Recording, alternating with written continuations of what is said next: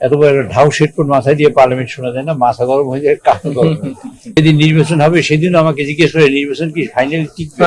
মাননীয় সংসদ সদস্যদের জন্য কোথায় থাকবেন এবং চিকিৎসা ফ্যাসিলিটিস এই বিষয় নিয়ে আলোচনা করবে। এটার জন্য তদন্ত কমিটি হয়েছে এবং তদন্ত কমিটি আগামী 3 তারিখের মধ্যে আমাদের রিপোর্ট পেশ করবে।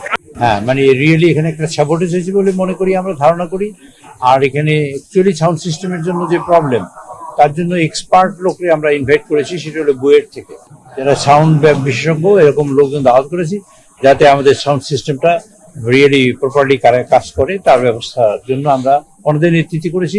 দুটো জিনিস দেখবো, এখানে একটা সিকিউরিটির আসপেক্ট আছে, যাতে সাপোর্টেজ হয়েছে কিনা, আর হলো রিয়েল সাউন্ড সিস্টেমের প্রবলেমটা কি, তা রিজলভ করার পদ্ধতি কি, সেই হেডফোনের ব্যাপারটা তো সকলেরই অভিযোগ, আমার নিজের অভিযোগ।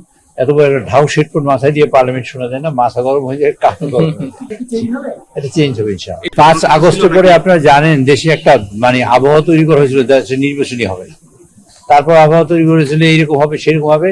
যেদিন নির্বাচন হবে সেদিন আমাকে জিজ্ঞেস করে নির্বাচন কি ফাইনালি টিকবে।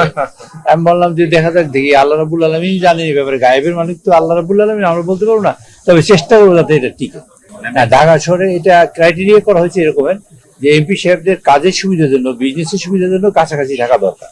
কারণ অনেক সময় যানজটের কারণে তারা সময় মতো আসতে পারেন না, পার্লামেন্টের মূল টাইমটা লস হয় সেই কারণে। সেই জন্য তাদের কার কি আছে না আছে সেটা ইম্পর্টেন্ট, সেটা ইম্পর্টেন্ট ছিল তাদের কাছাকাছি রাখা। দৈনিক আজকের বাংলা .net